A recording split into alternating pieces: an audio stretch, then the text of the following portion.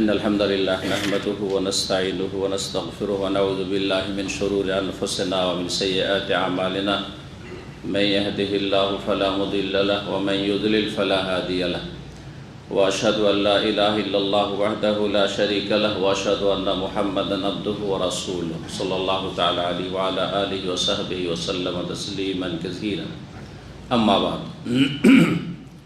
সম্মানিত দিনী ভাতৃমণ্ডলী, আল্লাহ রাব্বুল আলামিনের প্রশংসা এবং প্রিয় নবী সাল্লাল্লাহু আলাইহি সাল্লামের উপর সালাত ও সালামের পর আজ জুমাবার 18ই জিলকাদা 1443 হিজরি মোতাবেক 17 জুন 2022 আমাদের ধারাবাহিক আলোচনা সহিহুল বুখারীর সালাতের পর্ব। আজকে পর্ব নম্বর 16। ইমাম বুখারী রাহিমাহুল্লাহর অধ্যায় নম্বর হচ্ছে 62। বলছেন বাবু বুনিয়ানিল মসজিদ। ইমাম বুখারী রাহিমাহুল্লাহ বলছেন এই অধ্যায় হচ্ছে মসজিদের নির্মাণ সম্পর্কে, মসজিদ বানানোর সম্পর্ক সালাতের সাথে। কারণ সালাতুল জামাত সহকারে সালাত আদায় করা মুসলিমদের জন্য, মুসলিম পুরুষদের জন্য ফরজ, আর এই ফরজ আদায় করতে হবে জামাত সহকারে মসজিদে। সুতরাং মসজিদ সালাতের একটা গুরুত্বপূর্ণ অংশ, বরং প্রথম সালাতের জন্য মসজিদের ব্যবস্থা করতে হবে। এই জন্য সালাতের অধ্যায়ে মসজিদের আলোচনা নিয়ে এসেছেন। বাবু বুনিয়ানিল মসজিদ, এই অধ্যায় হচ্ছে মসজিদ নির্মাণ সম্পর্কে। ওয়াকাল আবু সাঈদিন, ইমাম সাহাবী, প্রখ্যাত সাহাবী আবু সাঈদ খুদরি রাদিয়াল্লাহু তাআলা আনহু বলছেন, কানা সাকফুল মসজিদে মিন জারিদিন নাখলি। নবী সাল্লাল্লাহু আলাইহি ওয়াসাল্লাম মসজিদ নববী সম্পর্কে বলছেন যে মসজিদ নববীর ছাদ ছিল খেজুরের ডালের। জারিদ নাখল খেজুরের গাছ, আর জারিদ ডালপালাকে বলা হয়। ওয়া আমারা ওমারও বিবিনাইল মসজিদ, ওমর রাদিয়াল্লাহু তাআলা মসজিদ পুনর্নির্মাণের নির্দেশ দিলেন। রাসূলুল্লাহ সাল্লাল্লাহু আলাইহি ওয়াসাল্লাম প্রথম মসজিদ নির্মাণ করেন মসজিদ নববী, আর তারপরে আবু বকর সিদ্দিক রাদিয়াল্লাহু তাআলা আনহু তাতে তেমন কিছু বেশি করেননি। আর তারপর ওমর রাদিয়াল্লাহু তাআলা আনহু পুনর্নির্মাণ করেন, আর তারপরে ওসমান রাদিয়াল্লাহু তাআলা। এই খোলাফায়ে রাশিদিন জামানায় ইনশাআল্লাহ তাআলা হাদিসগুলি বা আসারগুলি শেষ করার পরে সম্পর্কে সংক্ষিপ্ত কিছু আলোচনা করব, যাতে একটা ধারণা আপনাদের থাকে মসজিদে নববীর প্রথম ইতিহাস সম্পর্কে। পুরোপুরি ইতিহাস বললে আজকে একটি হাদিস পড়া হবে না। আজ পর্যন্ত মসজিদে নববীর যে যুগে যুগে পুনর্নির্মাণ হয়েছে এবং তাতে সংযোজন করা হয়েছে অথবা প্রশস্ত করা হয়েছে, সেসব একটি ইতিহাস। এর ওপর দুটো কিতাব রয়েছে, একটি মক্কার ইতিহাস আর একটি মদিনার ইতিহাস, বাংলায় আরবি থেকে অনুবাদ হয়েছে। সেগুলিতে আপনারা যারা অতিরিক্ত জানতে চান জানতে পারবেন ইনশাআল্লাহ। তবে সংক্ষেপে যেন নয় যথেষ্ট, এত জরুরি বিষয় নয় যে ইতিহাসগুলি জানতেই হবে। তো ওমর রাদিয়াল্লাহু মসজিদের পুনর্নির্মাণ নির্দেশ দিলেন। ওয়াকালা, আর বললেন যে আমার উদ্দেশ্য কি, আকিন্নান নাসা মিনাল মাতার, বৃষ্টি থেকে জনগণকে, মুসল্লিদেরকে রক্ষা করো বা রক্ষার ব্যবস্থা করো। আকান্না ইকিন্ন মানে হচ্ছে ঢেকে নেওয়া, তো ঢাকার ব্যবস্থা করা, যাতে করে বর্ষা বৃষ্টির সময় মানুষ সালাত আদায় করতে এসে মসজিদ নববীতে ভিজে না যায়। তবে সতর্ক সাবধান, একটু সচ্ছলতা এসেছে, পয়সা এসেছে। মানুষ পয়সা আসলেই ঘরবাড়ি যেমন সুন্দর করে, আর ইমানি জজবাতে ইমানি মসজিদকেও ওই রকম সুন্দর করার চেষ্টা করে। বরং অনেকে এই ক্ষেত্রে সীমা লঙ্ঘন করেছে, বাড়াবাড়ি করেছে মসজিদকে সুন্দর করতে গিয়ে। যেমন নিজের বাড়িঘর, ভোগবিলাসী বাড়িঘর তৈরি করতে গিয়ে মানুষকেই সীমা লঙ্ঘন করেছে, এবং জরুরি ক্ষেত্রে একটি পয়সা খরচ করার তৌফিক হয় না, কিন্তু নিজের বাড়ির জন্য কোটি কোটি টাকা খরচ করছে। এসব কোনো ভালো মানুষের পরিচয় নয়। তো সতর্ক সাবধান করছেন মসজিদ তৈরির ক্ষেত্রে। ওয়া ইয়াকা আন তুহাম্মিরা আও তুসাফফিরা, আর সতর্ক সাবধান থাকবে মসজিদকে লাল অথবা হলুদ করা থেকে, লাল অথবা হলুদ করে সুসজ্জিত করা থেকে। তার মসজিদকে রঙিন করা, মসজিদকে আপনার নকশা খচিত করা, এসব আপত্তিকর, অপছন্দনীয়। কারণ তাতে কি হবে? ফাতাফতেনান নাস, লোকজন ফিতনায় নিমজ্জিত হবে, ফিতনায় পড়ে যাবে। এই ফিতনা কি? এই ফিতনার দিকে ইঙ্গিত করে পরে আরেকটি আসার নিয়ে এসেছেন আনাস বিন মালিক রাদিয়াল্লাহু তাআলা আনহু থেকে এবং বুখারী রাহিমাহুল্লাহ। এছাড়াও আরও ফিতনা রয়েছে। এক ফিতনা হচ্ছে খুশু হারিয়ে যাওয়া, সালাতে মনোযোগী না থাকা। কারণ যখন মসজিদ এত চাকচিক্য থাকবে তখন ওই দিকে অনিচ্ছাকৃত তাকাতে থাকবে, অনিচ্ছাকৃত তাকাতে থাকবে। আপনারা যারা পুরাতন হয়তো তারা দেখেছেন, আমার মনে হয় কেউ 20-25 বছরের বেশি সৌদি আরবের নাই এখানে যারা আছেন, তাই না? তাহলে হয়তো আপনারা দেখেননি। হ্যাঁ, যারা 30 বছর 35 বছর আগে থেকে আছেন তারা মসজিদে নববী যদি ওই সময়টাতে দেখে থাকেন তাহলে মসজিদে নববীর রং এইরকম ছিল না। পুরাতন যেটি মসজিদে নববী সেটার রং কোন রং ছিল জানেন? কেউ বলতে পারেন? কেউ জানেন? জি, একেবারে লাল, রক্তের চাইতে বেশি লাল রং ছিল। পিলারগুলি যে পিলার, জি, লাল, একবার রক্তের চাইতে গাঢ় লাল ছিল। প্রথম যখন আমরা 1989 আসলাম, 1409 হিজরি, মদিনা ইউনিভার্সিটিতে প্রথম মসজিদে ঢুকে সালাত আদায় করে অনিচ্ছাকৃত নজরের দিকে চলে যায়, নজর কেড়ে নেই। স্বাভাবিক মানুষ যখন এমন কিছু দেখে যা অসাধারণ তখন অনিচ্ছাকৃত ওই দিকে নজর যায়। নজরকে আপনি ধরে রাখতে পারবেন না, নজরকে ধরে রাখতে পারবেন। মানুষের প্রকৃতি হচ্ছে ভালো দৃশ্যের দিকে, যেটা দেখতে চোখকে খুব সুন্দর লাগে, মজার লাগে, সেটাকে অনিচ্ছাকৃত নজর যায়, অনিচ্ছাকৃত নজর যায়। আর সেই দিকে যত বেশি আকর্ষণ হবে তত বেশি নজর কাড়বে অনিচ্ছাকৃত। এই জন্য অনেক ভালো মানুষকে দেখবেন, একটা মেয়ে বা মহিলা যদি সুন্দরী হয়, যত সুন্দরী হবে আর যত খোলা থাকবে অনিচ্ছাকৃত ওই দিকে নজর কেড়ে দেবে। কিন্তু আপনার তাকওয়া যদি থাকে সাথে সাথে নজরটা নিচে নেমে যাবে, অবনমিত হবে। আর যদি না থাকে তো ওইটা কি হবে? ইস্তিরসাল, দৌড়াতে থাকবে। যত দূর পর্যন্ত নজর যাচ্ছে ওই দিক থেকে জানতে পেরেছে ওইদিকে একটা সুন্দরী মহিলা আসছে, ওই দিকে তাকাইতে তাকাইতে গেল, তাকাচ্ছে, ও ঘুরতে আছে, অটোমেটিকলি ঘুরতে আছে। ও বুঝছে না যে আমি কতগুলি গুনাহ করলাম ওখান থেকে। আর এটা সাগীরা থাকে না, তখন সাগীরা কখন থাকে? অথবা অনুমতি আছে, অনিচ্ছাকৃত প্রথম নজর পড়ে গেল, নজরা উলা। নবী সাল্লাল্লাহু আলাইহি ওয়াসাল্লাম আলী রাদিয়াল্লাহু তাআলা আনহু বলেছেন, লা তুতবি নাযারাতান নাযরা, নজর নজর দিও না, নজরের উপর নজর নিক্ষেপ করিও না। হঠাৎ করে নজর পড়েছে অনিচ্ছাকৃত, রাস্তায় যাচ্ছেন, সামনে হঠাৎ করে একজন মহিলা, অথবা বাড়িতে কোনো মেহমান এসছে আর ভাবছেন যে রুমের ভিতরে আছে আর আপনি আপনার রুমে যাচ্ছেন, আর হঠাৎ করে দরজা খুলে বেরিয়ে চলে এসে, অথবা কোনো বাচ্চা দরজা খুলে দিয়েছে, নজরে চলে এসছে, সাথে সাথে নজর ফিরিয়ে নেন, এতে কোনো গুনাহ নেই। ফাইন্না লাকাল উলা, তোমার জন্য প্রথমটার অনুমতি রয়েছে, কিন্তু প্রথমটা আবার যদি যখন দেখেছি তার নজর নামাবো না, চলবে? এইটা একটাই, আমার একটা দিয়ে সারবো, চলবে নাকি? এই নজরা বলা মানে আকস্মিক, যেটা হঠাৎ করে নজর পড়েছে, অনিচ্ছাকৃত যেটা নজর পড়েছে, দৃষ্টিপাত হয়েছে, সাথে সাথে কি করতে হবে? কুল্লিল মুমিনিনা ইয়াগুযু মিন আবসারিহিম, সূরা নূরে আল্লাহ বলছে মুমিন পুরুষদেরকে বলো যে তার দৃষ্টি যেন নামিয়ে দেয়, নিচে রাখে। ওয়াকুল্লিল মুমিনাতি, আর মুমিন নারীদেরকেও বলো তারা যেন দৃষ্টি নামিয়ে রাখে, কারণ তারও আকর্ষণ আছে। যেমন পুরুষদের মহিলার উপর আকর্ষণ আছে, মেয়েদের উপর আকর্ষণ আছে, মেয়েদের পুরুষদের উপর আকর্ষণ আছে। তো যে কোনো জিনিস মানুষের এটা প্রকৃতি বলছিলাম, যাক কথা ওইদিকে না নিয়ে গিয়ে আসল বিষয়ের দিকে আসি। ফিতনা, ফিতনা হচ্ছে খুশু হারিয়ে যাবে সালাতে। আর সালাত কি আদায় করবেন? শুধু পড়ছেন, দোয়া সূরা পড়ছেন, কিন্তু শুধু তাকাইতে আছেন, এত চমৎকার, এত চমৎকার, এত সুন্দর, খুশু শেষ। এটা একটা ফিতনা। সালাত সবচেয়ে বড় ফিতনা হচ্ছে ধর্মীয় ফিতনা, দ্বীনি ফিতনা।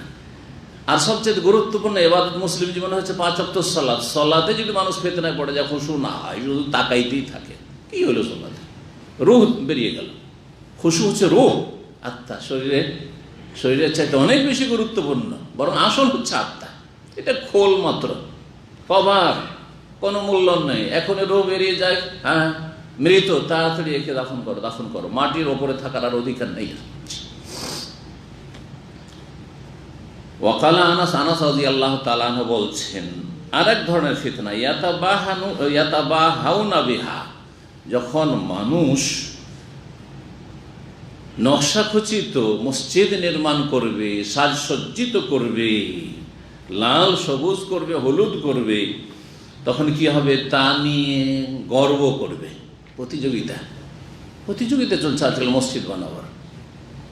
অমুক পয়সাওয়ালা এত টাকা দিয়ে বা অমুক এলাকায় এত টাকা দিয়ে মসজিদ তৈরি করেছে, আমরা তার চেয়ে বেশি খরচ করে মসজিদ তৈরি করব। মিলিয়ন মিলিয়ন বিলিয়ন খরচ করছে মানুষ মসজিদে। এতে বাহাউনা বেহা, ফখর করবে, গৌরব করবে, যেটা ফিতনা, মানুষের মধ্যে গর্ব আসা ফিতনা।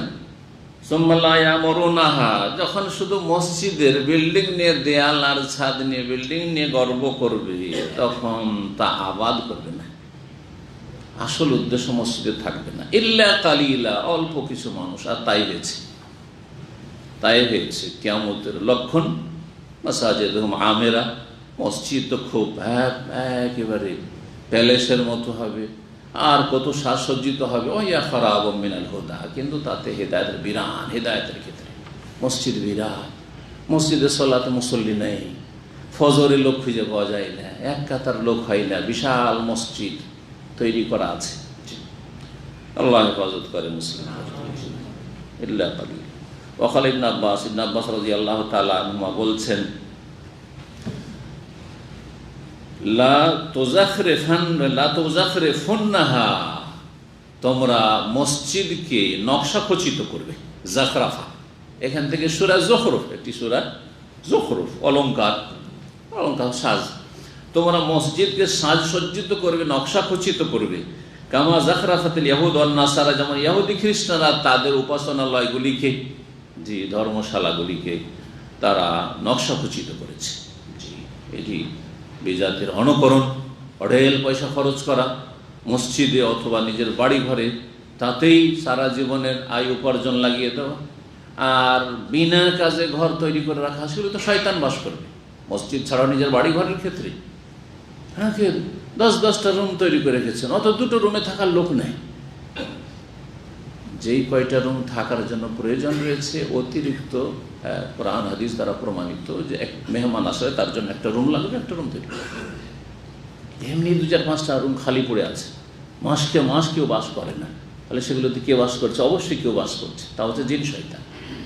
আর যার ফলে দীর্ঘ সময় পরে কখনো বাড়িতে যাচ্ছেন ছেলে মেয়ে, তখন অসুস্থ হয়ে যাচ্ছেন, তখন বালা মুসিবত চারিদিক থেকে ঘিরে ফেলছে, শয়তান পেরেশান করছে, তোদেরকে থাকতে দেবো না, কারণ আমাদের দখলে চলে এসছে। আর জিকির আজকার তো নেই, ইবাদত বন্দেগী তো নেই, সালাত তো নেই, হ্যাঁ, আর পাপ, বাড়িতে পাপে ভরা, বিভিন্ন পাপ হচ্ছে, ছবির পাপ রয়েছে, তো সেখানে গান বাজনার পাপ রয়েছে, শিরক বেদাতের পাপ রয়েছে, কত রকমের পাপ রয়েছে, যার ফলে শয়তান সেখানে বাসা বেঁধে ফেলছে।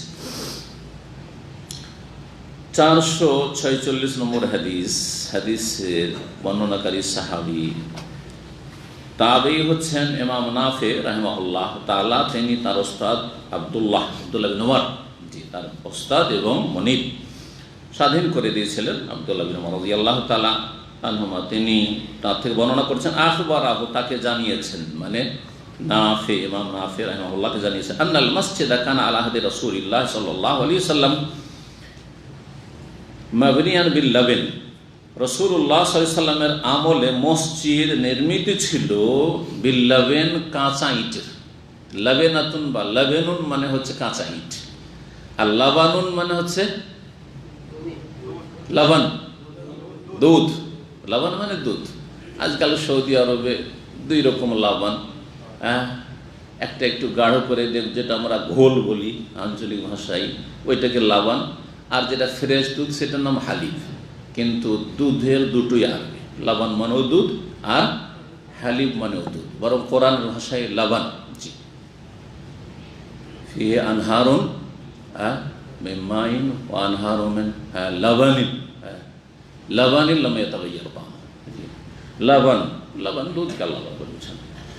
জান্নাতে 4টি নহর রয়েছে, তার একটি হচ্ছে পানির, একটি হচ্ছে দুধের লবণ, আর একটি হচ্ছে কিসের, হ্যাঁ, মধুর, মিন আসালিন মুসাফফা, আর একটি হচ্ছে মিন খামরিল লাযযাতিল লিশারিবিন, কিন্তু বড়ই সুস্বাদু হবে পানকারীদের জন্য, তাতে কোনো রকম লাফিয়া গাউলুন ওয়ালা হুম ইউনজাফুন, না তাতে মাথার ব্যথা হবে, না তাতে মাতলামি করবে।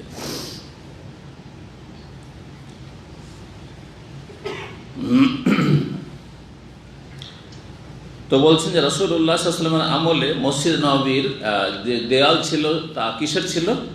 বিল্লাহ, কাঁচা ইটের, মানে পোড়া ইট ছিল না, পোড়া ইট ছিল না। এই মর্মে শুনে রাখা ভালো, আমাদের বাঙালি সমাজে কিন্তু একটা ধারণা আছে ইট পোড়ানো পাপ। শুনেছেন না? শুনুন, হ্যাঁ, কিন্তু পোড়াবে, বাড়ি তো পাকা করবে। সুতরাং যারা ইট ভাটা দিত আমাদের সমাজে, কেউ ওই মালিকরা কেউ ইটের ভাটায় আগুন দিত না। ইটের ভাটায় আগুন দিলে তোর গোটা বংশ ছেলে মেয়ে মরে যাবে সব।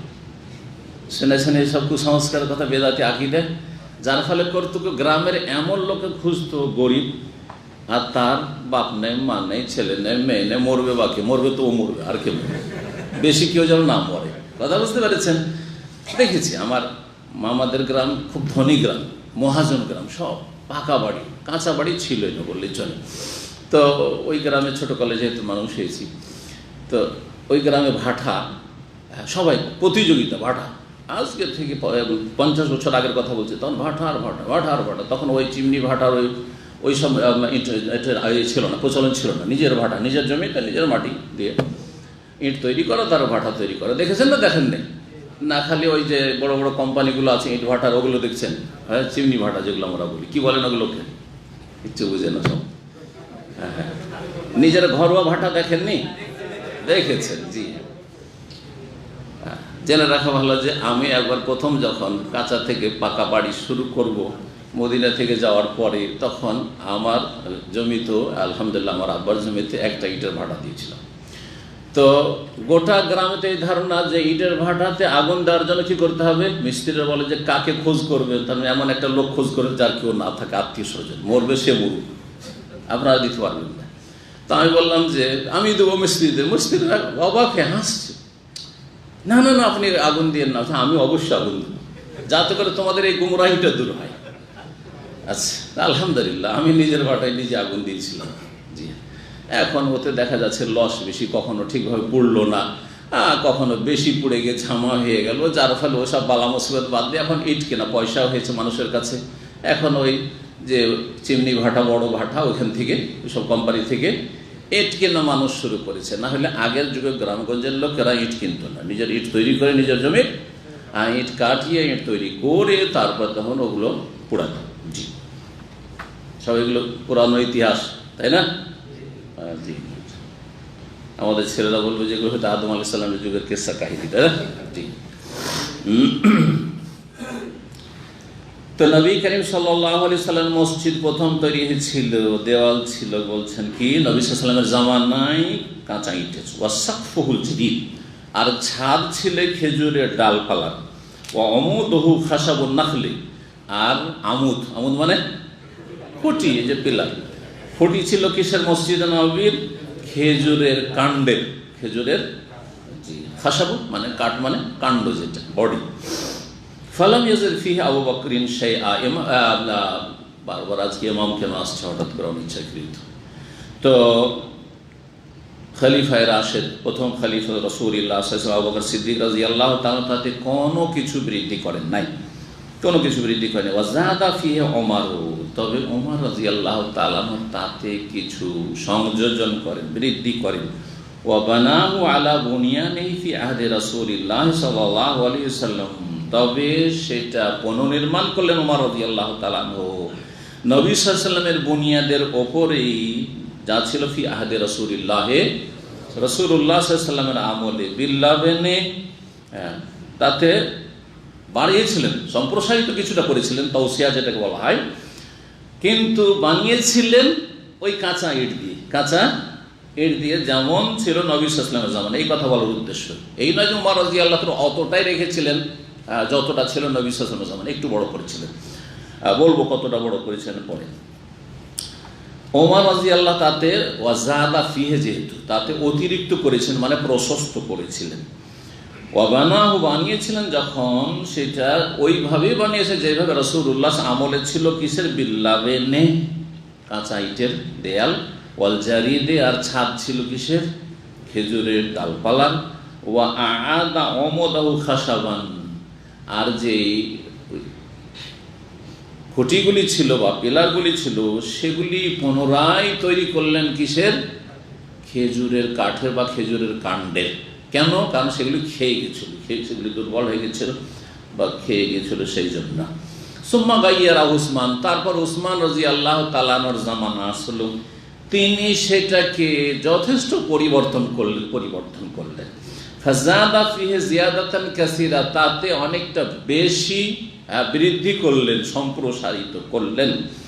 ওয়াবানা জিদারাহু বিল হিজারা, দেয়াল আর থাকলো না সেই কাঁচামাটির ইটের থাকলো না, দেয়াল নির্মাণ করলেন নকশা খচিত এবং চুনকাম করা, কাস্সা হচ্ছে চুনকাম করা, মানে গাড়া দিয়ে গাঁথাই করা, নকশা খচিত পাথর এবং চুনকাম করা। কি করলেন? চুনকাম করে নকশা খচিত পাথর দ্বারা দেয়াল নির্মাণ করলেন।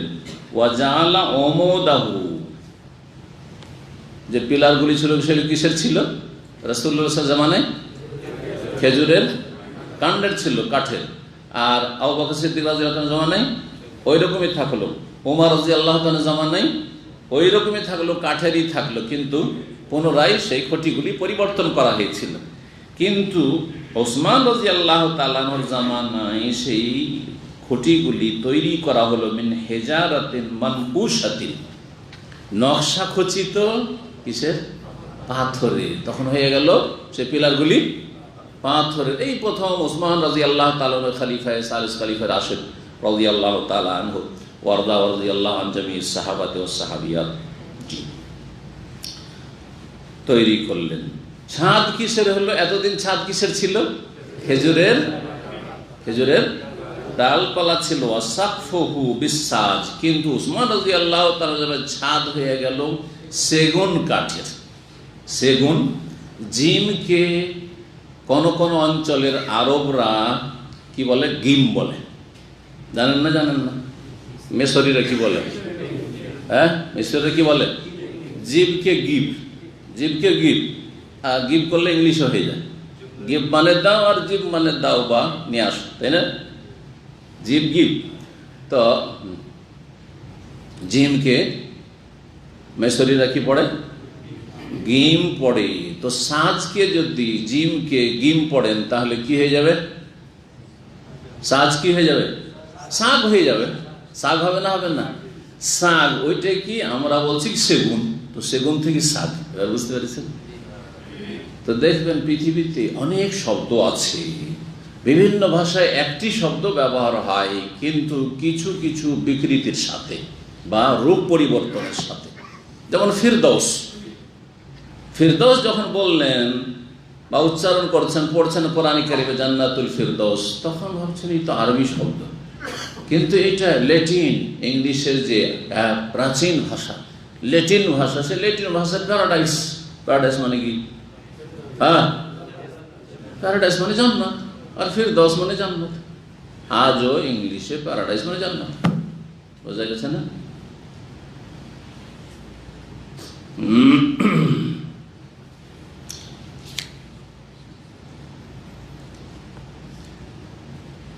বাবু তাওন ফি বিনাইল মসজিদ, মসজিদের এগুলো সেরে নি, আর তারপরে তখন মসজিদ নবী করিম সাল্লাল্লাহু আলাইহি ওয়াসাল্লামের সাহাবা কেরাম খোলাফায়ে রাশিদিনরা যে কিছু কিছু বাড়িয়েছিলেন, কতটা সে সম্পর্কে ইনশাআল্লাহ একটু ধারণা আপনাদের দেব।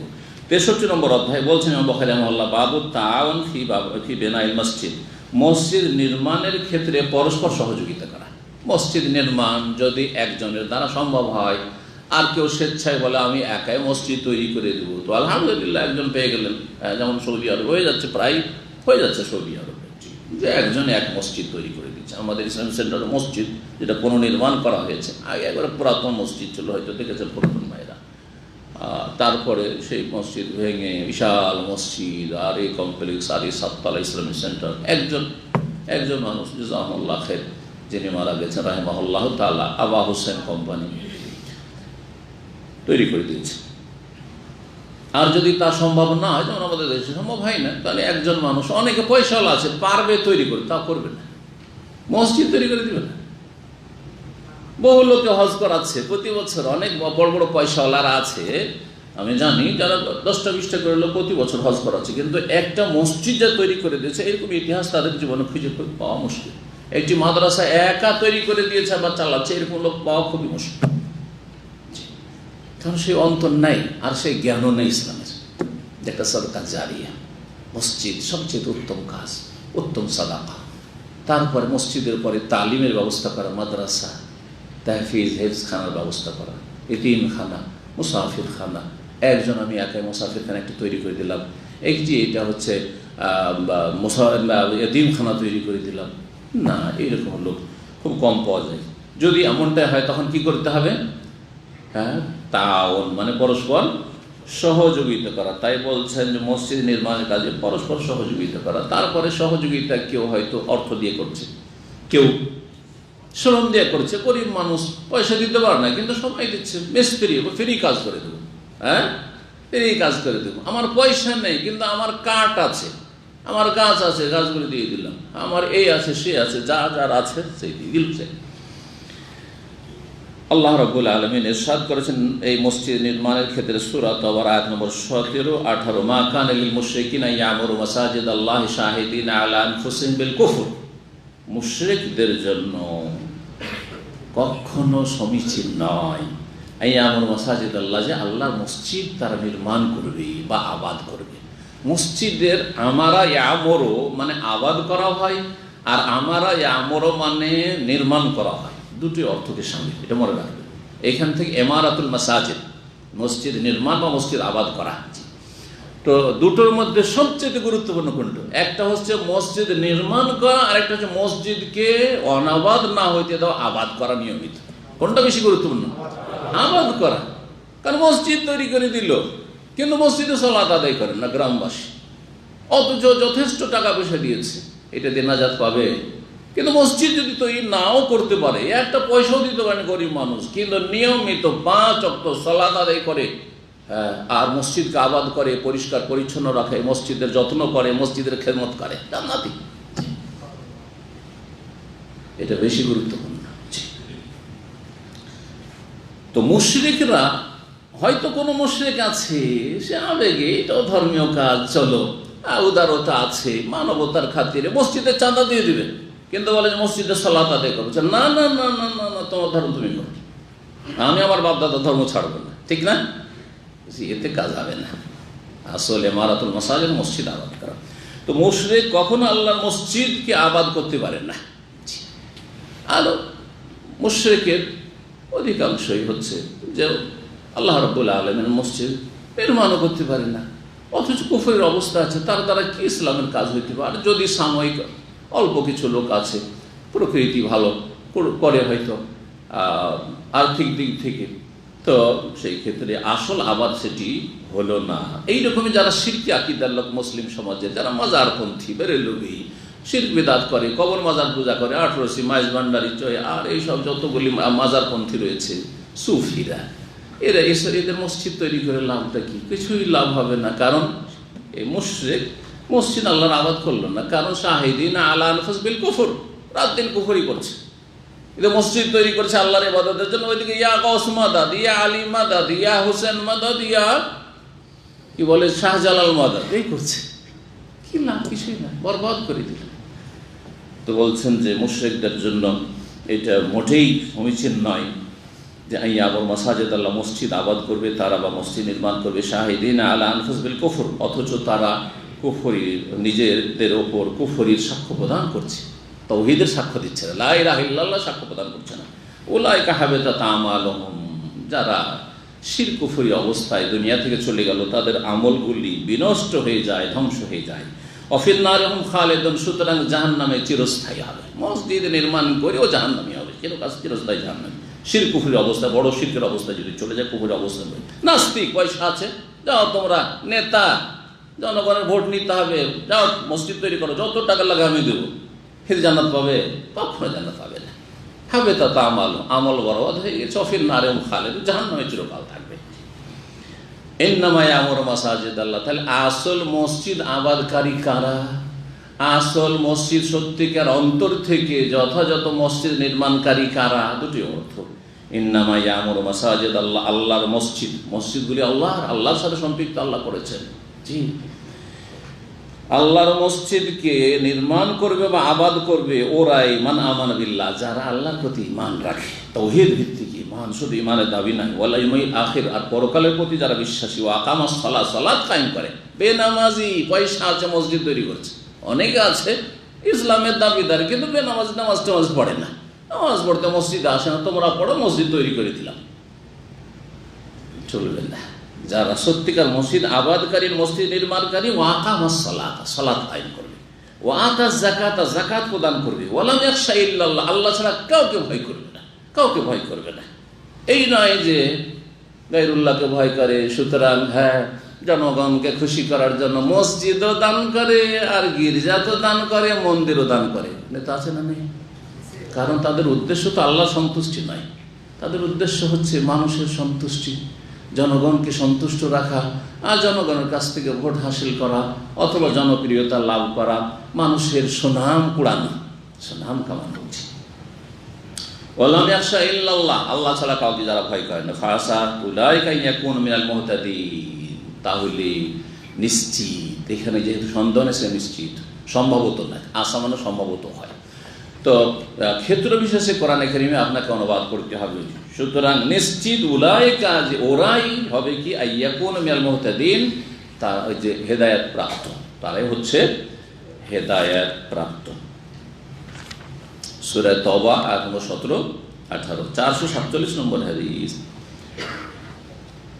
প্রখ্যাত তাবি ইকরামা রাহিমাহুল্লাহ বলছেন, কাল আলী ইবনে আব্বাসিন, আব্দুল্লাহ বিন আব্বাস রাদিয়াল্লাহু তাআলা আনহু আমাকে বললেন, ওয়ালি ইবনে আলী, তার ছেলে আলীকে বললেন। আলী, আব্দুল্লাহ বিন আব্বাস রাদিয়াল্লাহু তাআলা আনহু মার ছেলের নাম আলী ছিল। তাকে আর কাকে? ইকরামা তাবিকে, এই দুইজনকে বললেন, ইন তালিকা ইলা আবি সাঈদিন, তোমরা দুইজনে আবু সাঈদ খুদরির কাছে চলে যাও, কারণ তিনি প্রবীণ সাহাবী, সিনিয়র সাহাবী, তার কাছে অনেক হাদিস রয়েছে। যাও, ফাসমা মিন হাদিসিহি, তার কাছ থেকেও কিছু হাদিস শোনো, তার হতে পারে তার কাছে এমন কিছু ইলম আছে যেটা আমার কাছে নেই। এই সাহাবায়ে কেরাম আমাদের জন্য উত্তম আদর্শ। রাসূলুল্লাহ সাল্লাল্লাহু আলাইহি ওয়াসাল্লামের পরে এই উদারতা আজকালকার আলেমরা দেখাতে পারবে? হ্যাঁ, খুব কম, মানে বিরল, একবার নাদের, কালিলও নয়, যে আমার কাছ থেকে আর কি শিখলেন, যা শিখলেন যান অমুকের কাছ থেকে শিখেন, অমুকের কাছে কিছু ইলম হাসিল করেন। হ্যাঁ, নিজের প্রশংসা নিয়ে মেতে আছে, নিজের খ্যাতি নিয়ে মেতে আছে, ব্যাস আমি করি আর কেউ করে না, আমার কাছে সব ইলম আছে আর কারো কাছে নেই। এই হলো ইখলাসের অবস্থা। আল্লাহ রাব্বুল আলামিন মাফ করে দেন, আল্লাহ রাব্বুল আলামিন আমাদের হেফাজত করেন, ইখলাসকে ধরে রাখার আল্লাহ তৌফিক দান করেন। কি বলছেন শোনেন। অথচ ইবনে আব্বাস, জানেন ইবনে আব্বাস কত বড় সাহাবী ছিলেন? তাকে বলা হয়েছে সাহাবায়ে কেরামদের মধ্যে সবচেয়ে বড় মুফাসসির, সবচেয়ে বড় মুফাসসির। উমর রাদিয়াল্লাহু তাআলা আনহুর খেলাফত আমলে তার সংসদ সদস্য, আজকালকার মতো না, সংসদ সদস্য মানে যারা মশওয়ারা দিবেন, পরামর্শ, উপদেষ্টা, পরামর্শের জন্য প্রবীণ যারা মুরব্বী সাহাবায়ে কেরাম ছিলেন। কিন্তু একজন মাত্র যুবক, অল্প বয়সের, 20-22 বছর, 25 বছর বয়স হয়নি, ওকেও বসাইতেন। তিনি কে ছিলেন?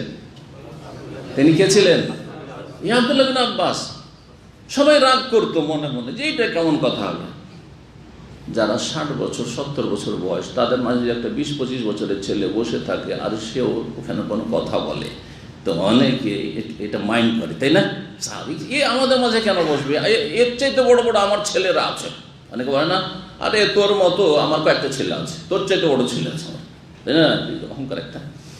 তো যাই হোক, সে অহংকার ছিল না, কিন্তু স্বাভাবিক সামাজিকতা একটা আছে। ঠিক আছে, মুরব্বীরা মুরব্বীদের সাথে বসবে, যুবকরা যুবকদের সাথে বসবে। তো তো সবাই একটু চিন্তা করতেন যে ইবনে আব্বাস, আব্দুল্লাহ বিন আব্বাসকে কেন ওমর রাদিয়াল্লাহু তাআলা আমাদের মজলিসে উপদেষ্টাদের সাথে বসাচ্ছেন।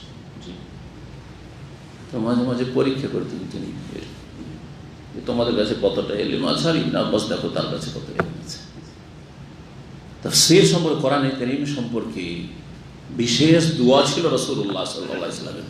এই জন্য তিনি হাবরুল উম্মাহ, রাইসুল মুফাসসিরিন, সমস্ত তাফসীর কারদের মুফাসসিরিনদের যিনি প্রধান রাদিয়াল্লাহু তাআলা আনহু, আব্দুল্লাহ বিন আব্বাস রাদিয়াল্লাহু তাআলা আনহু, নবী সাল্লাল্লাহু আলাইহি ওয়াসাল্লামের চাচাতো ভাই, তাকে তিনি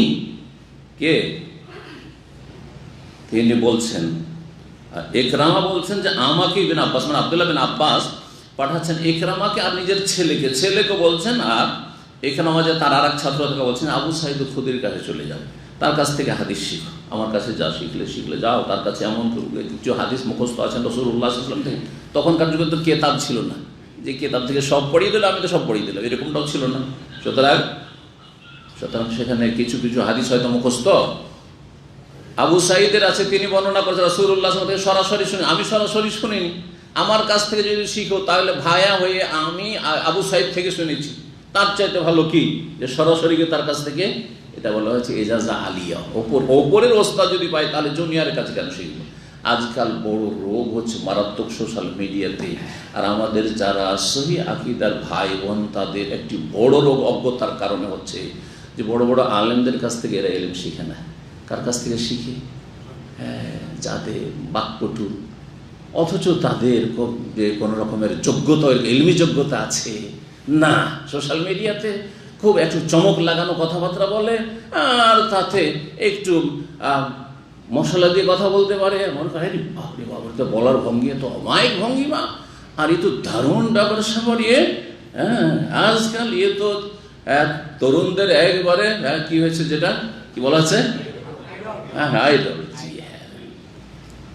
এইভাবে না।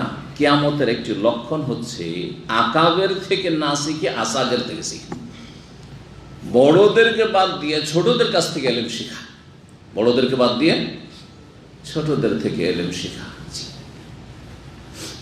এখন আমরা শেখ বিন বাজ, ইবনে উসাইমিন, আলবানির কিতাব না পড়ি, শেখ সালেহ ফৌজানের কিতাব না পড়ি, যদি আরও যেগুলো অন্য আরও আলেম আছেন কিন্তু বক্তব্যের ময়দানে ফেমাস, তাদের আলোচনা শুনি আর তাদের বই পড়ি, তো এটা কি ইলম শিখা হইল? আসলে এটা ইলম শিখা নাই, ইলম শিখা নাই, এটা কিয়ামতের লক্ষণ। এটা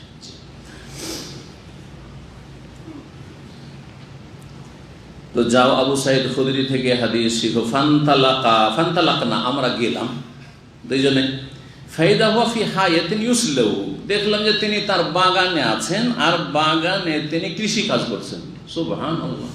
আবু সাঈদ খুদরি রাদিয়াল্লাহু তাআলা, বৃদ্ধ মুরব্বী মানুষ, কৃষি কাজ করছেন নিজের জমিতে, বাগানে। আনসারী ছিলেন তিনি। তাহলে জমিতে কোনো আলেমের কাজ করা কোনো আইবের কথা নয়। আজকাল অধিকাংশ আলেম, মানুষে কি বলবে, যদি মাঠে ঘাটে নেমে যদি কোদাল টোদাল নিয়ে কাজ করা শুরু করে, লোকে কি বলবে, তাই না? জি, প্রয়োজন নেই, করিয়েন না, সেটা আলাদা কথা। কারণ আজকাল অধিকাংশ লোক কৃষি কাজ বাজে।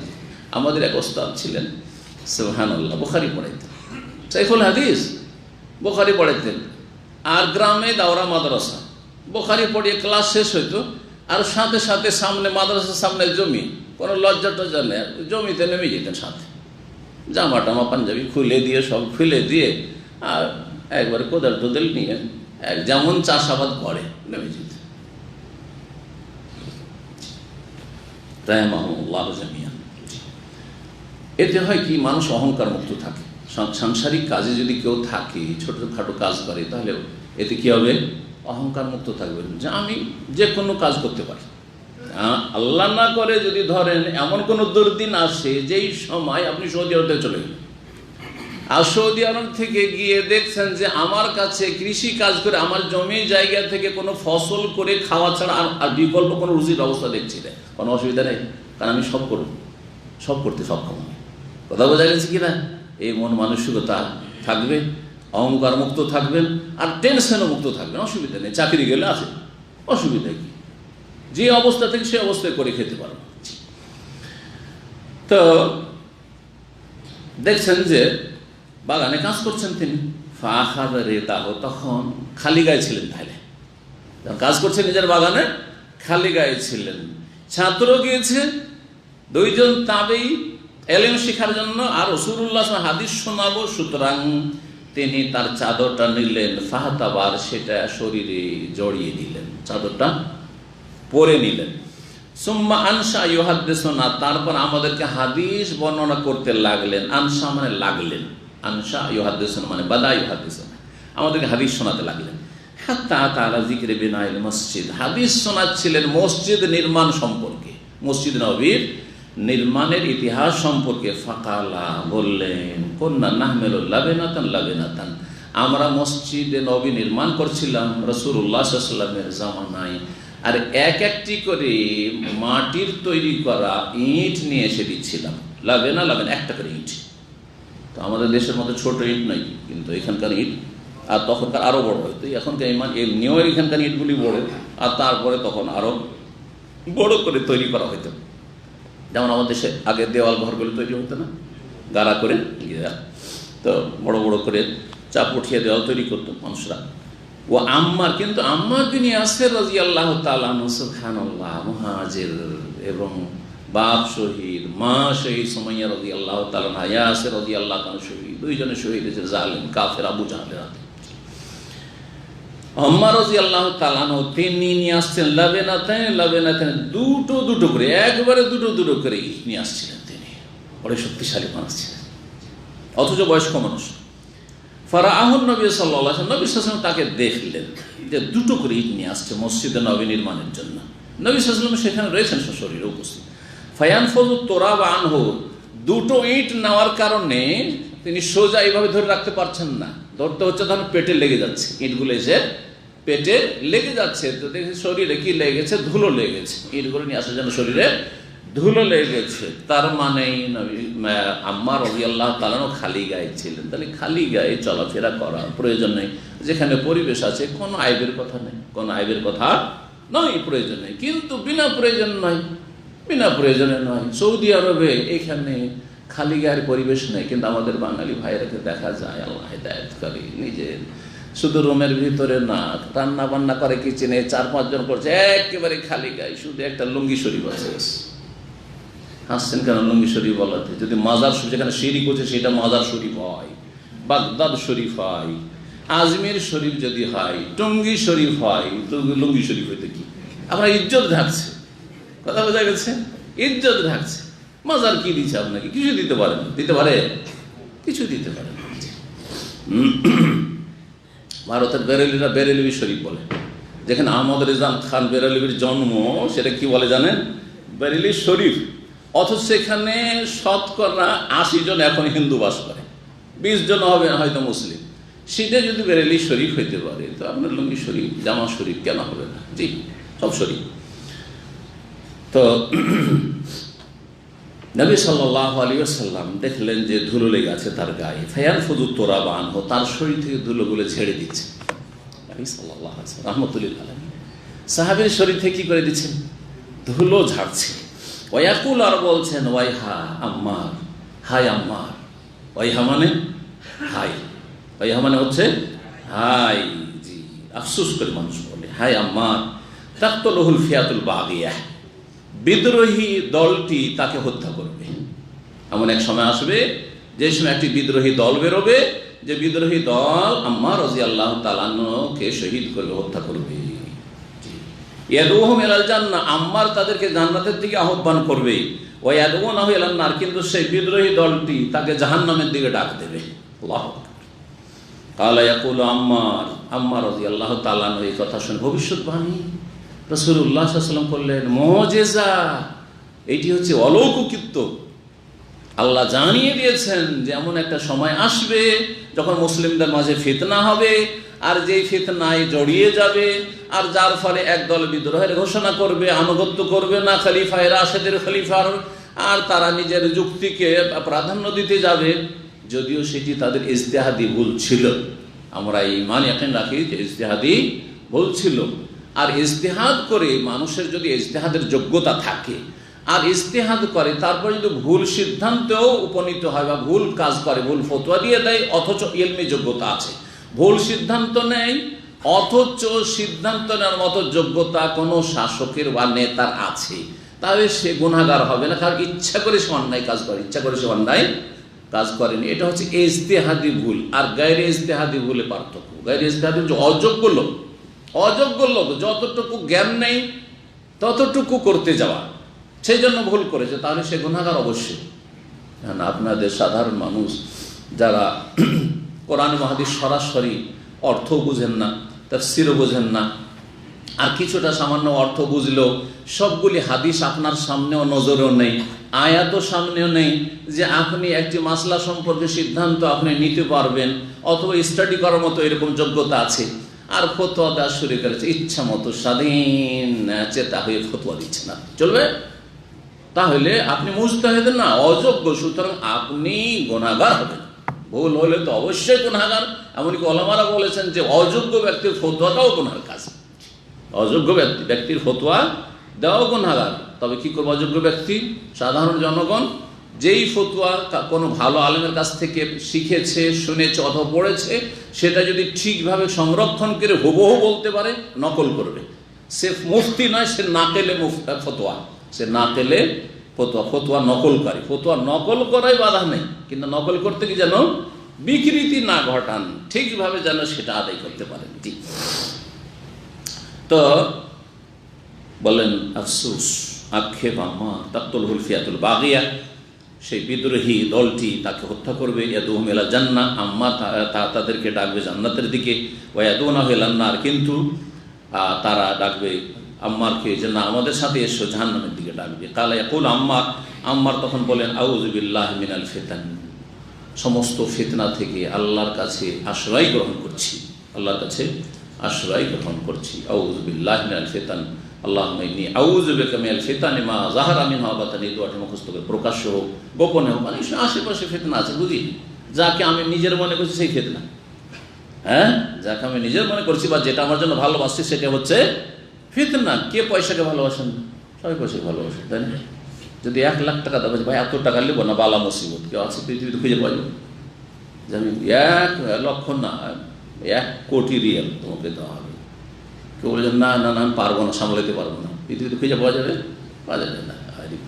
আরও চাই, আরও চাই, হালুন মাজিদ। জি, এটা হচ্ছে মানুষের স্বভাব। কিন্তু অধিকাংশ মানুষের জন্য পয়সা হচ্ছে ফিতনা। নবী সাল্লাল্লাহু আলাইহি ওয়াসাল্লাম লিকুল্লি উম্মাতিন ফিতনা, প্রত্যেক উম্মতের এক এক ফিতনা রয়েছে। বনি ইসরায়েলের ফিতনা ছিল নারীর ফিতনা, আর ও ফিতনা তো উম্মতি, আমার উম্মতের ফিতনা হচ্ছে আল মাল, পয়সা। পয়সার দেখেন না কত দুর্নীতি, কত দুর্নীতি আর কত খুনের ঘটনা, সব পয়সার জন্য, অধিকাংশ পয়সার জন্য। দুনিয়ায় যত খুনের ঘটনা হচ্ছে হয় পয়সার জন্য, আর না হলে নারীর জন্য। এই দুটো কারণে। ইল্লা মাশাআল্লাহ, এর ব্যতিক্রম গদির জন্য, ওটাও পয়সার জন্য। কেন গদিতে যে লাভ কি? গদি থেকে নিজের পকেট থেকে যদি খরচ করা লাগতো, কেউ গদিতে যেতে চাইতো না, কেন গদিতে গেলেই তো টাকা। গদিতে বেশি দিন যাওয়া লাগবে না, 5টা বছর আসলেই তো কাজ হয়ে গেল, গরিব আমি হয়ে যাচ্ছে, তাই না? গোটা বংশ চাকরি পেয়ে যাচ্ছে। জি, আল্লাহ হেফাজত করুন। তো আম্মা রাদিয়াল্লাহু তাআলা আনহু সম্পর্কে ভবিষ্যৎবাণী করলেন কে? রাসূলুল্লাহ সাল্লাল্লাহু আলাইহি ওয়াসাল্লাম। মুজিজা, ভবিষ্যৎবাণী করার পর অনেক দিন পর নবী সাল্লাল্লাহু ভবিষ্যৎবাণী করেছেন মসজিদ নববী নির্মাণের সময়।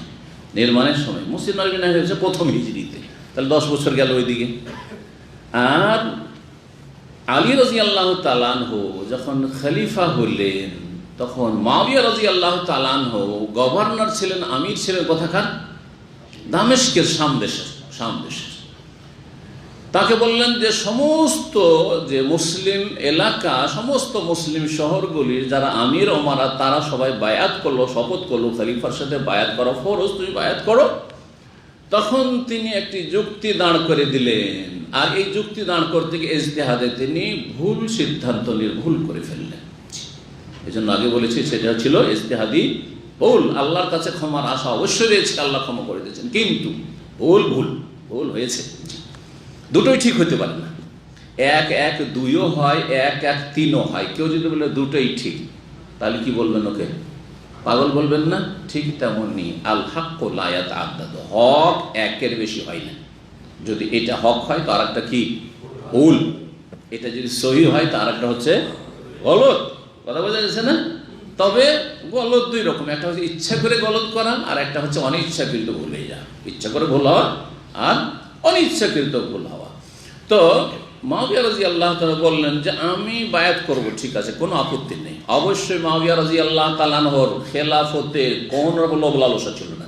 যারা এই সম্পর্কে বলেছেন না তিনি তার সাথে খেলাফতে দ্বন্দ্ব ছিল, তারা মিথ্যুক, তারা জাহেল, আর না হলে জালেম। হয় মূর্খ, এই ইতিহাস জানে না, শিয়াদের ইতিহাসে, রাফিজ ইতিহাসে প্রভাবিত, আর না হলে জালেম, জানা শোনার পরে অবিচার করেছে এই খলিফায় জলিল সম্মানিত সাহাবী মুআবিয়া রাদিয়াল্লাহু তাআলা আনহু সম্পর্কে। জি, তবে আসল ব্যাপারটা কি ছিল? যুক্তি ছিল যে আমার নিকট আত্মীয় হচ্ছেন ওসমান রাদিয়াল্লাহু তাআলা আনহু, আপনার আগে তিনি খলিফা ছিলেন এবং তাকে নির্মমভাবে যারা শহীদ করলো মসজিদ নববীর পাশে তার বাড়িতে, কিভাবে শহীদ করলো, আর সেই সব খনিগুলো আপনার চারপাশে ঘোরাফেরা করছে, এদের ওপর কেসাসের বাস্তবায়ন করেন। আর এই খুনের ডিমান্ড করা, তলব করার অধিকার আমার রয়েছে, কারণ আল্লাহ কোরআনে কারীমে বলেছেন যে কারো যদি নিকট আত্মীয় যদি নিহত হয় তাহলে ফাকাদ জাআলনা লিওয়ালিহি ওয়া মান কুতিলা মাজলুমান ফাকাদ জাআলনা লিওয়ালিহি সুলতানা। যদি কাউকে অন্যায়ভাবে হত্যা করা হয় তাহলে তার ওলি যে আত্মীয় রয়েছে তাকে এই অধিকার আমি দিয়েছি। কি অধিকার দিয়েছি? যে ডিমান্ড করবে যে আমি হত্যার বদল কিসাস চাই, হত্যার বদল হত্যা চাই। ফাকাদ জাআলনা লিওয়ালি সুলতান, তার এই ক্ষমতা দিয়েছি। ফালা ইউসরিফ ফিল কতল, সুতরাং হত্যা করতে গিয়ে আবার বাড়াবাড়ি না করে। শুধু হত্যা করেছিল, কিন্তু কেসাস নিতে গিয়ে হত্যা করার আগে হাত কেটে দিল, পা কেটে দিল, তো নাক তুলল, চোখ তুলল, হারাম। জি হ্যাঁ, বাড়াবাড়ি চলবে না। হত্যা সাধারণভাবে হত্যা করেছে, সাধারণভাবে তারপর হত্যা করা হবে ইত্যাদি। তো আল্লাহ রাব্বুল আলামিন এই অধিকার আমাকে দিয়েছেন, সুতরাং আমি তলব করছি যে ওসমান রাদিয়াল্লাহু তাআলা খুনিদেরকে হত্যা করা হোক, আর আমির আছি, আমি কি করব? বায়াত করব। আলী রাদিয়াল্লাহু তাআলা এমন পরিস্থিতিতে ছিলেন যে এরা চারিদিক থেকে এমনভাবে তারা প্রভাব বিস্তার লাভ করেছে যে মাঝে মধ্যে এমন অবস্থা যে তার জীবন নিয়ে টানাটানি এদের হাতে। যদি সেই সময় এই পদক্ষেপ নেওয়া, অসম্ভব পদক্ষেপ নেওয়া, আলী রাদিয়াল্লাহু তাআলা ওইভাবেই তারা হত্যা করবে যেমনভাবে হত্যা করেছিল তারা এই বাগী বিদ্রোহী দল ওসমান রাদিয়াল্লাহু তাআলা আনহুকে। তিনি বললেন যে একটু পরিস্থিতি শান্ত হইতে দাও, আর তারপরে তুমি আমার হাতটাকে মজবুত করো, সমর্থন করো। আর তারপরে এতগুলি লোককে, 50-100 লোককে তো হত্যা করা যাবে না, যেই কয়জন ঘরে ঢুকেছিল আর তারা হত্যায় জড়িত ছিল তখন সেই লোকগুলিকে শুধু চিহ্নিত করা হবে, ধরা হবে, আর তারপরে তাদের কেসাস নেওয়া হবে। কথা কারটা বেশি শক্তিশালী ছিল, যুক্তিসঙ্গত ছিল?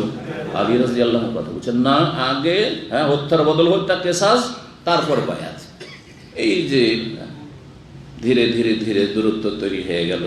আর এক সময় গিয়ে এই বিদ্রোহী দল ছিল, তাদের ষড়যন্ত্রে কি হয়ে গেল? সিফফিনের যুদ্ধ পর্যন্ত হয়ে গেল। সিফফিনের যুদ্ধ, এই সিফফিনের যুদ্ধে ওই সময় আম্মার রাদিয়াল্লাহু তাআলা আনহু সারা জীবন আলী রাদিয়াল্লাহু তাআলা আনহুর বড়ই মজবুত সমর্থক ছিলেন।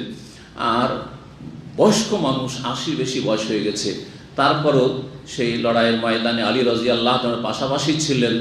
সেই সময় মুআবিয়া রাদিয়াল্লাহু তাআলা আনহুর সেনাবাহিনীর হাতে আম্মার রাদিয়াল্লাহু তাআলা আনহু শহীদ হয়েছিলেন। নবী সাল্লাল্লাহু আলাইহি ওয়াসাল্লামের কথা বাস্তবায়ন হয়েছিল। জি, কথা বুঝতে পারছেন না? জি, যেটা ছিল প্রায় 36-37 হিজরির দিকে, তার মানে 35-36 বছর পরে রাসূলুল্লাহ সাল্লাল্লাহু আলাইহি ওয়াসাল্লামের এই ভবিষ্যৎবাণী মুজিজার বাস্তবায়ন হচ্ছে। জি,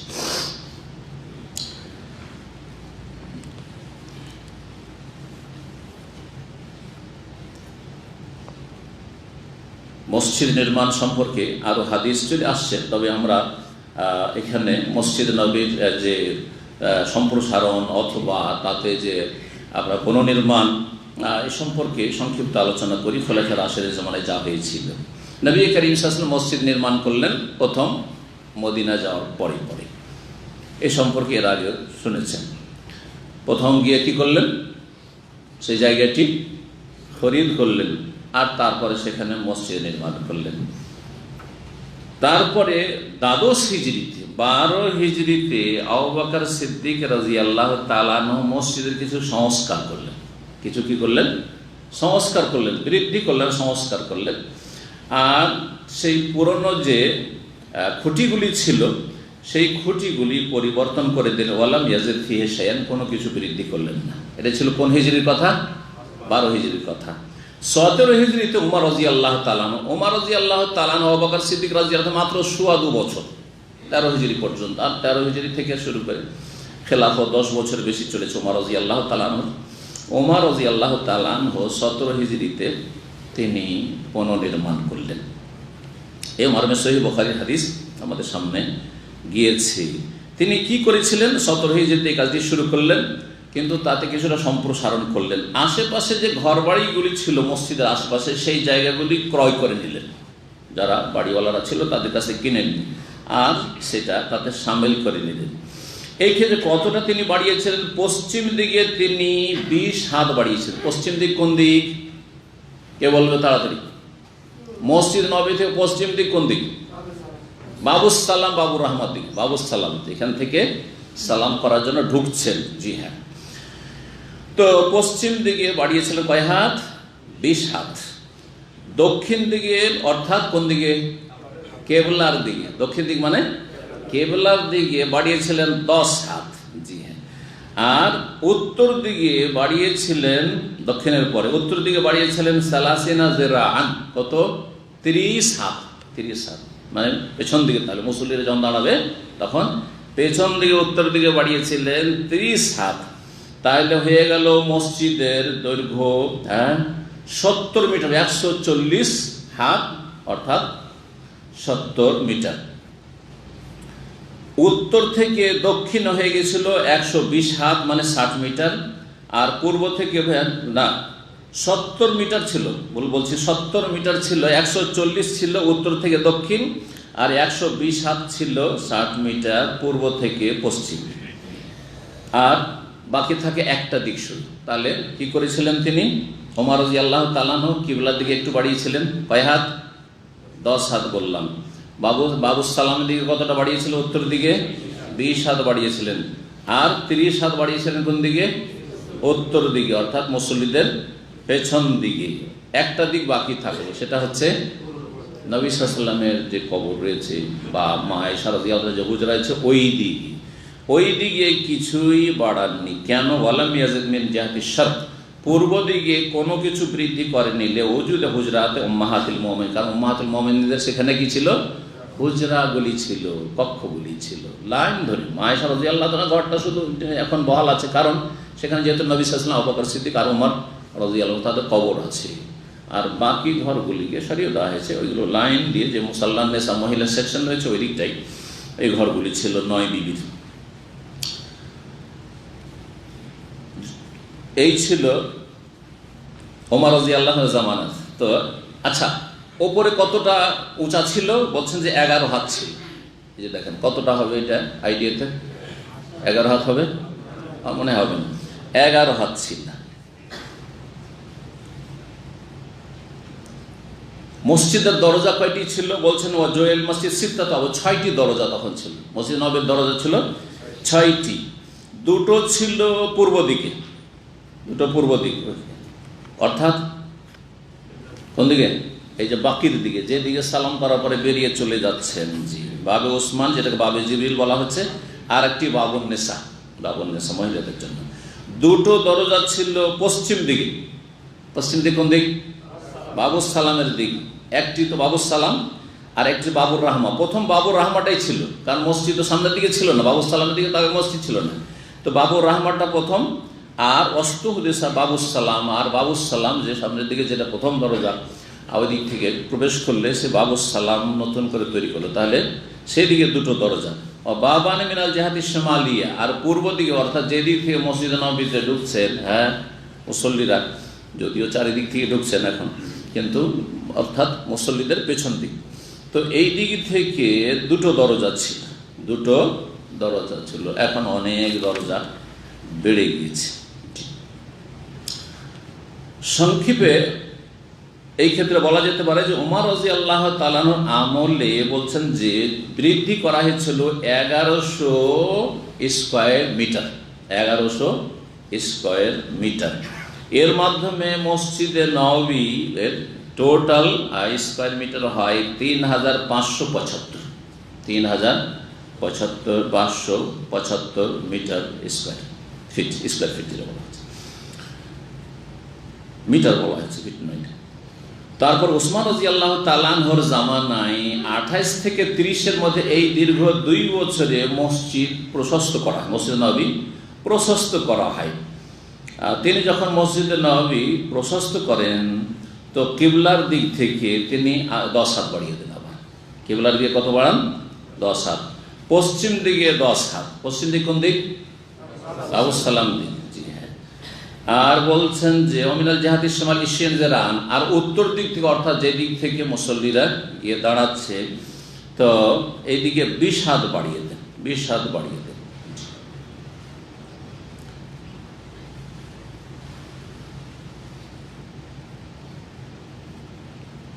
তারপরে বাকি থাকে আর একটা দিক, কোনটা দিক সেটা? নবী সাল্লাল্লাহু আলাইহি ওয়াসাল্লামের যে বিবিগণ উম্মাহাতুল মুমিনিন সেই দিকে যে কক্ষগুলি ছিল সেই দিকে, ওই দিকে তিনি ওই অবস্থায় রেখে দেন, কারণ সেই দিকে যেহেতু নবী সাল্লাল্লাহু আলাইহি ওয়াসাল্লামের কবর রয়েছে এবং সেই দিকে উম্মাহাতুল মুমিনিন তখন অধিকাংশ বেঁচে আছেন, তাদের হুজরাগুলি রয়েছে। তারপরে বলছেন যে এই মসজিদের যে বাড়ানো আসবাহতুল মিনাশ শিমাল এলার জন্য উত্তর থেকে দক্ষিণ 170 হাত হয়ে যায়, অর্থাৎ 85 মিটার, আর পূর্ব থেকে পশ্চিম হয়ে যায় 130 হাত, অর্থাৎ 65 মিটার। আর যেটুকু বাড়ানো হয়েছিল ওসমান রাদিয়াল্লাহু তাআলার জামানায় তার পরিমাণ হচ্ছে 496 মিটার মুরাব্বা, মানে স্কয়ার মিটার। জি, মসজিদ ওসমান রাদিয়াল্লাহু যখন নির্মাণ করলেন বড় মজবুত করে তৈরি করেছেন, যার ফলে ওসমান রাদিয়াল্লাহু তাআলা আনহুর তৈরির জামানা হচ্ছে 28 থেকে 30 হিজরি। 30 হিজরি থেকে শুরু করে 88 হিজরি পর্যন্ত আর যে শাসকরা এসেছেন, এর মাঝখানে আলী আসলেন 4-5 বছরের জন্য রাদিয়াল্লাহু আনহু, তার মুআবিয়া রাদিয়াল্লাহু তাআলা কত বছর? 20 বছর, তারপর ইয়াজিদ, তারপরে আরো সব। কিন্তু আর কোন রকমের কাজ করা লাগেনি। 88 হিজরিতে বাদশাহ ওলীদের জামানায় তাতে সম্প্রসারণ ঘটানো হয়। যাই হোক, তারপরে আমরা এখন হাদিসের দিকে ফিরে আসি। 64 নম্বর অধ্যায় বলছে বাবুল ইস্তিআনাতি বিন নাজ্জারি ওয়াস সুন্নাহ ফি আওয়াদিল মিম্বার ওয়াল মসজিদ। এই অধ্যায় হচ্ছে সাহায্য নেওয়া মসজিদ অথবা মেম্বার তৈরির ক্ষেত্রে কর্মচারী দ্বারা বা মিস্ত্রি দ্বারা। বলছে বাবুল ইস্তিআনাতি বিন নাজ্জার, কাঠ মিস্ত্রি। নাজ্জার বলা হয় কাকে? সুতার মিস্ত্রি বা কাঠ মিস্ত্রির কাছে সাহায্য নেওয়া। অসন্নার কারিগর বা মিস্ত্রির কাছে সাহায্য নেওয়া ফি আওয়াদিল মেম্বার, মেম্বার তৈরি করার জন্য। আওয়াদ উদের বহু বচন, মানে হচ্ছে মেম্বারের কাঠ, অর্থাৎ মেম্বারের আসল হচ্ছে কাঠ দিয়েই তৈরি, যেহেতু নবী সাল্লাল্লাহু আলাইহি ওয়াসাল্লামের জামানা হয়েছে। কিন্তু জরুরি নয় যে কিয়ামত পর্যন্ত কাঠ দিয়ে রাখতে হবে। কোথাও যদি সিমেন্টেডও করে সেটা যায়, উদ্দেশ্য হচ্ছে উঁচা জায়গা থেকে খুতবা দেওয়া। এই ক্ষেত্রে একটু বাড়াবাড়ি আমাদের দেশে আছে যে না, যেহেতু নবী সাল্লাল্লাহু আলাইহি ওয়াসাল্লামের মেম্বার ছিল কাঠের, তাই কাঠেরই হইতে হবে। তারপরে নবী সাল্লাল্লাহু আলাইহি ওয়াসাল্লামের মেম্বারে যেহেতু 3 সিঁড়ি ছিল, শুধু 3টাই হইতে হবে, তার বেশি বাড়ানো যাবে না, এমনটা আসলে নয়। এই ক্ষেত্রে খানিকটা আমাদের সমাজে বাড়াবাড়ি রয়েছে। তবে 3টে দিয়ে যদি যথেষ্ট হয়ে যায় 3 সিঁড়িতে, তাহলে ঠিক আছে।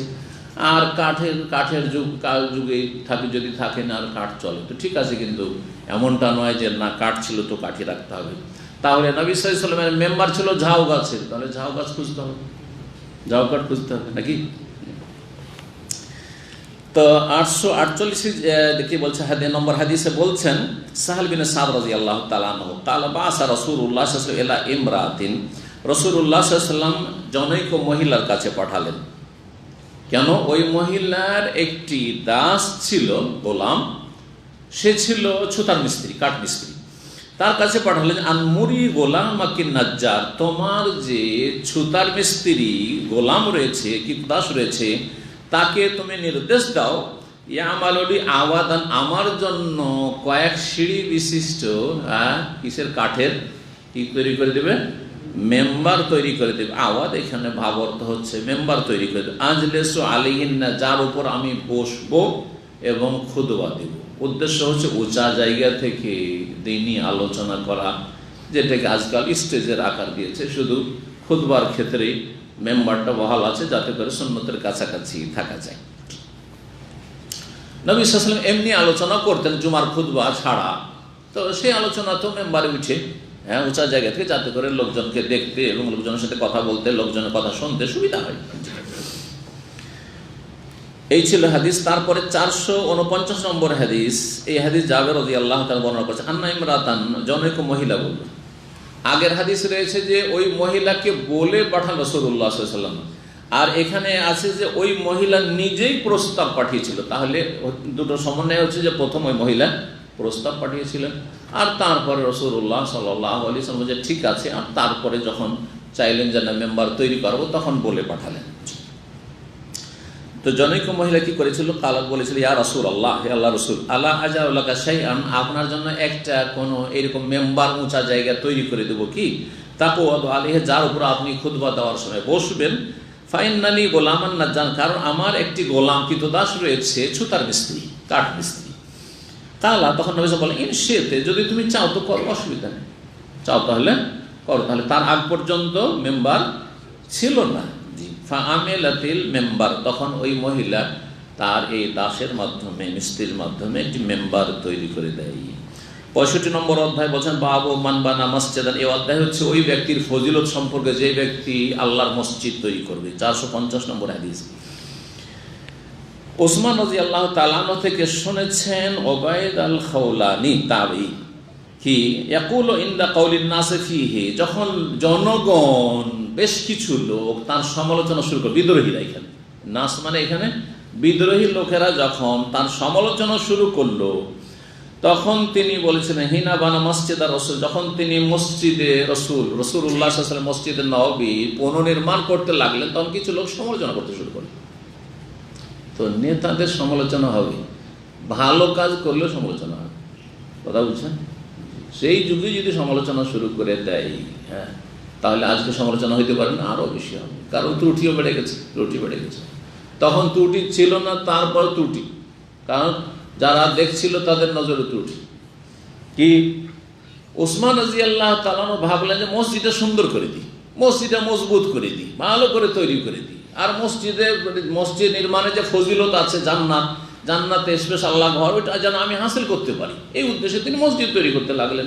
কিন্তু লোকেরা তখন বলতে এ কি করলো, নবী সাল্লাল্লাহু মসজিদের কিছু রাখলো না, অস্তিত্ব রাখলো না, সেটাকে তো একবারই শেষ করে ফেললো, এ তো সর্বনাশ করে ফেললো, শুধু করে দিয়েছে।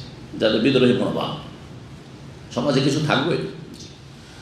তো এই হচ্ছে অবস্থা। তখন তিনি নবী সাল্লাল্লাহু আলাইহি ওয়াসাল্লামের এই হাদিস শুনালেন, কি বলছে, ইন্নাকুম আকসারতুম, তোমরা খুব বেশি বলাবলি শুরু করে, বেশি সমালোচনা শুরু করেছো আমার, শোনো। ওয়াইনি সামিতুন নবী সাল্লাল্লাহু আলাইহি ওয়াসাল্লাম, আমি নবী সাল্লাল্লাহু আলাইহি ওয়াসাল্লামকে বলতে শুনেছি, মান বানা মসজিদান, যেই ব্যক্তি মসজিদ বানিয়ে দেবে, কাল আবু বকর হাসিব আন্না কাল ইয়াবতাগি বি ওয়াজহাল্লাহ, যদি উদ্দেশ্য থাকে আল্লাহর সন্তুষ্টি, তাহলে মসজিদ শুধু বানাইলে হবে না, উদ্দেশ্য থাকতে হবে আল্লাহ সন্তুষ্টি, আল্লাহকে রাজি করার জন্য। এই নয় যে আমার খ্যাতি আমার দখলে থাকতে হবে, আমার আধিপত্য কায়েম থাকতে হবে, ইত্যাদি ইত্যাদি, আমার এই থাকতে হবে, আমার এই শর্ত আছে।